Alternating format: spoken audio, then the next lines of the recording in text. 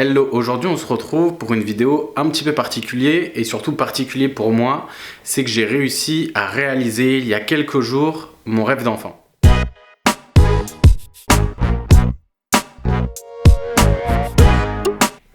Alors peut-être que tu l'auras vu ou compris au travers de la miniature qu'il y avait sur cette vidéo, mais il y a quelques jours, j'ai réussi à valider et à obtenir mon permis moto et ça faisait énormément de temps que je souhaitais l'avoir et je vais t'expliquer un peu les différentes péripéties qui se sont passées dans ma vie qui ont fait que j'ai eu ou je n'ai pas eu mon permis et surtout comment dans mon cerveau ça a fonctionné depuis que je suis tout petit pour arriver à aujourd'hui le fait de pouvoir l'obtenir. Alors déjà, dans un premier temps, l'élément déclencheur, c'est lorsque j'ai été enfant, c'était vers l'âge de 4-5 ans, j'habitais dans une résidence et dans quelques minutes, tu vas voir justement une image un peu particulière de cette résidence que je vais te présenter. J'avais un copain, d'ailleurs c'est toujours un ami, qui s'appelle Aurélien, d'ailleurs si tu regardes cette vidéo, et en fait on avait le même âge à quelques mois près, et on avait chacun le même vélo, on avait juste une couleur qui était différente. Lui, il était vert et le mien était rouge. Et en fait, alors lui, son papa était motard. C'est là où on voit que l'environnement pour un enfant peut être très important, de manière positive comme de manière négative. Moi, mes parents sont pas du tout dans la moto, sont même limite contre ça, parce qu'ils ont peur d'un point de vue sécurité routière, etc. Donc, dans mon environnement propre, il n'y a rien qui aurait pu me donner envie de faire ça, de passer ce permis. Par contre, dans la famille de mon ami, son père et ses différents oncles, eux, étaient tous motards, avaient tous des motos. Et donc, en fait, en étant enfant, je me suis retrouvé partagé entre deux univers, donc le mien et le sien. Et en étant petit, forcément, on achète des vélos, on apprend à faire du vélo sans les petits trous, etc.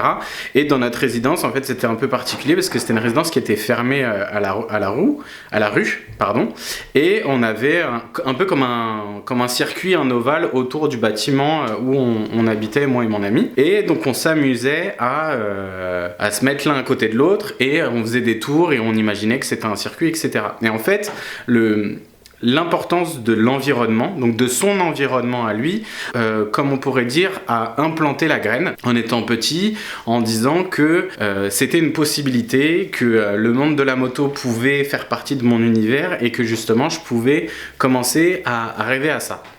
Il y a un endroit particulier justement dans la résidence que je vais te filmer, que je vais te montrer et je vais t'expliquer un petit peu dans la tête de l'enfant que j'étais à 4-5 ans ce qui a pu se passer. Alors, une des particularités de la résidence, justement, c'est, je vais vous montrer, c'est la ligne que vous voyez là.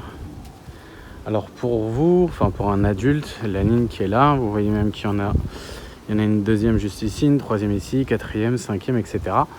Et en fait, ça fait tout le tour du bâtiment qui se trouve ici et ça permet de revenir là. Et donc là, vous avez ce virage là.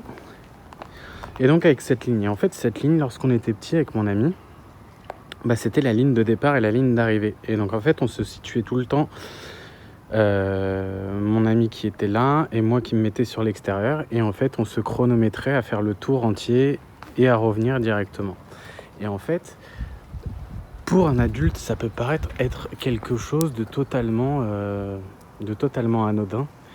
Et pour un enfant en fait c'est à partir de là que tout se construit. Donc en fait ce détail là, juste cette petite imperfection qu'on peut trouver sur la route, pour un enfant, ça peut lui suggérer énormément de choses. Donc en fait, il va pas falloir négliger le potentiel de ces petites choses-là. Et donc en fait, pour moi, lorsque j'étais petit, l'environnement familial de mon ami, donc ses oncles, etc., le fait de les voir réparer leur moto ou ce genre de choses, plus cette ligne-là, a fait naître en fait la graine dans mon cerveau qui a fait que je me suis retrouvé avec ce rêve-là, cette envie-là, et qui a fait que 31 ans plus tard, ou 30 ans plus tard, ou 25 ans plus tard, si on considère que j'avais 5 ans, qui a fait qu'aujourd'hui j'ai pu réaliser un rêve qui est un rêve d'enfant et qui fait que tout est à sa place et qu'à partir de maintenant, j'ai cette case-là qui est cochée et qui peut me permettre de continuer à évoluer et d'aller chercher le deuxième rêve, puis le troisième rêve, etc. Et donc là, vous voyez les différentes lignes qu'il y a sur ce chemin. chaque ligne a une histoire. Il y a eu une chute, il y a eu un truc comme ça, donc plutôt intéressant. Comme tu as pu le voir, pour un enfant, juste une petite ligne sur une route peut représenter une ligne d'arrivée. Et en fait, grâce au travail de l'hypnose que j'ai fait sur moi lorsque j'ai fait ma formation, mais même dans l'accompagnement que je peux faire avec les différents clients que je peux avoir, en fait, sur cette petite chose, sur ce petit détail, on peut réussir à s'y accrocher pour développer justement toutes les valeurs, toutes les capacités, toute l'envie nécessaire pour réussir à surmonter les différentes étapes dans une vie. Et moi, par rapport à mon histoire, par rapport au permis moto, j'ai déjà essayé de le passer lorsque j'avais 18 ans. Donc à ce moment-là, émancipation, on peut commencer à passer le permis. Et moi, j'ai voulu d'abord passer le permis moto avant de passer le permis voiture. Sauf que à ce moment-là, je faisais du sport, je faisais du rugby et j'ai eu un gros accident au niveau du dos. J'ai une vertèbre qui a glissé avec un pincement du nerf sciatique, etc. Et donc en fait j'ai dû annuler le permis moto. J'en étais déjà à faire mes heures de conduite. J'avais déjà validé mon code, etc. Et donc ça c'était en 2008-2009. Et du coup j'ai été contraint et forcé d'arrêter. J'ai été même contraint et forcé d'arrêter le sport, d'arrêter le rugby pour cause de santé. Et en fait, au fil des années, plus les années passaient et plus il y a eu un sentiment de c'était un rêve, c'était un fantasme, il ne pourra jamais se reproduire. Chaque année qui passait me confortait un peu plus dans le truc de me dire voilà, j'ai de moins en moins de temps, j'ai de moins en moins les capacités pour le faire, etc. etc. Jusqu'à arriver au début de cette année, au début de l'année 2020, où janvier-février, où ça a commencé un peu à me retravailler parce que je suis parti en vacances à la fin de l'année dernière, 2019, en Indonésie, et où là-bas j'ai refait du scooter. Et en fait, en refaisant du scooter, ça m'a redonné, ça a réactivé tout simplement la graine qui avait été germée très longtemps avant dans le passé. Et ça m'a redonné justement cet attrait à la liberté, au fait de pouvoir sentir le vent, etc. Et en fait, ça s'est rallumé d'un coup. Et en fait, en rentrant en France, après mon voyage à Bali, ça a été quelque chose d'obligatoire dans un sens. Et donc, dans un premier temps, je me suis dit, pour bien faire les choses, il va falloir que moi je m'y remette un minimum, que je reprenne un peu plus d'expérience. Du coup, directement, je me suis acheté en février un scooter, un 125, pour reprendre un peu l'habitude de conduire en ville et surtout de reconduire sur Paris. Et à partir du moment où j'ai acheté le scooter, j'ai quelque chose qui s'activait encore plus et je savais que dans les mois qui allaient suivre, j'allais passer le permis. Ou tout du moins, j'allais m'inscrire pour passer le permis. Puis il y a eu la conjoncture qu'on connaît et le coronavirus est arrivé, le confinement est arrivé. Et en fait, pour moi, le confinement, ça a été quelque chose de absolument génial dans le sens où j'ai pu énormément travailler sur moi. Pendant près de 2 ans et demi, 3 ans, je fais des séances aux gens. Et en fait, j'avais perdu un peu l'habitude d'en faire pour moi. Du coup, j'ai retourné un peu la situation. Vu que je ne pouvais plus recevoir les clients à cause du coronavirus et du confinement, je me suis fait pendant 3 mois des séances quasiment quotidiennes d'hypnose, d'auto-hypnose, de préparation mentale, etc. Et je vous avais fait 3 vidéos justement pendant le confinement sur l'importance d'avoir une wishlist, de faire un tableau de vie. Et je les ai appliqués à moi-même. En fait, donc je me suis refait un tableau de vie, j'ai refait une wishlist, etc. Et en top de mes rêves, justement, il y avait le fait de passer le permis moto. Du coup, je me suis renseigné à droite, à gauche pour savoir un peu comment ça se déroulait, parce qu'il y avait de nouvelles réformes qui arrivaient. Et j'ai sauté le pas. Au mois de juin, je me suis inscrit et je me suis dit, on va y aller. Je vais me préparer comme si je préparais un sportif de haut niveau que je pourrais avoir en séance.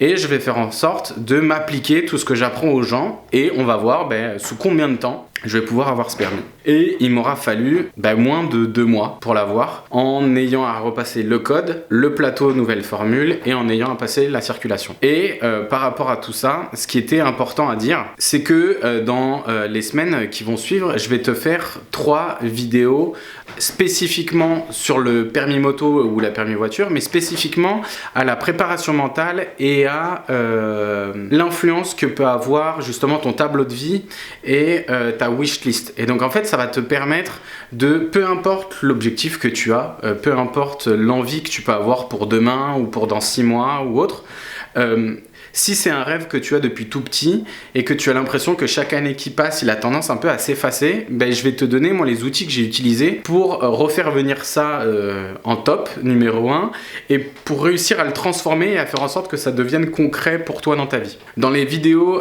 qui vont suivre concernant spécifiquement le permis moto ou le permis voiture, ça va être donc la préparation mentale et le permis. Qu'est-ce que tu peux mettre en place comme outil pour réussir? Et il y aura aussi 2 autres vidéos qui vont être consacrées à la gestion du stress, parce que pendant en fait que moi je passais le permis, je me suis inscrit sur un site sur Facebook d'aide au permis moto et j'ai aidé près d'une dizaine de personnes à gérer le stress et à gérer l'échec pendant que eux ils passaient le permis. Donc c'était à distance où on a fait les séances, et en fait moi j'avais même pas le permis, mais je les conseillais déjà sur les différents outils de comment réussir à avoir le permis.